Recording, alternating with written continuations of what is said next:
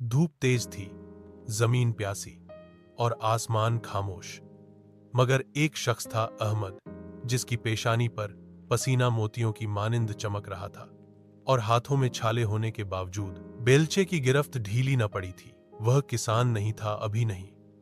वह मजदूर था, दूसरे के खेतों में पसीना बहाने वाला, फसलों की हरियाली उगाने वाला, मगर खुद के आंगन में खाली मिट्टी के सिवा कुछ न रखने वाला। दिन आते, रातें जाती रहीं, सूरज उगता, ढलता और अहमद के ख्वाब अपनी जगह पर कायम रहते। वह ख्वाब जिन्हें वह हर रात थकी हुई आंखों में बंद करता और हर सुबह उम्मीद के पानी से सींचता। वह चाहता था कि उसकी भी एक मुट्ठी जमीन हो, सिर्फ उसकी अपनी, जहां वह अपने हाथों से बीज बोए, दुआ करे और फसल काटकर बच्चों के चेहरों पर खुशी देखे। सालों की खामोश मेहनत, खुद से वादे, भूख बर्दाश्त करना, खुशी टालना, सब कुछ एक मकसद के लिए। और फिर एक दिन तकदीर ने थकान का हाथ थाम लिया। अहमद ने गांव के किनारे एक छोटा सा प्लॉट खरीद लिया। मिट्टी वही थी, सूरज वही, मगर अब वह जमीन उसकी थी, उसकी अपनी।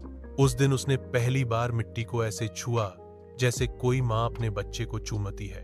वह जमीन उसके लिए सिर्फ खेत न थी, वह उसके सपनों की ताबीर थी, उसके सब्र का इनाम।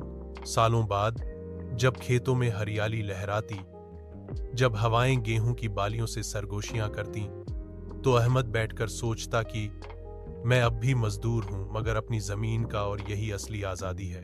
अब वह अपने जैसे दूसरे मजदूरों को काम पर रखता, मगर उनसे मजदूरी नहीं लेता।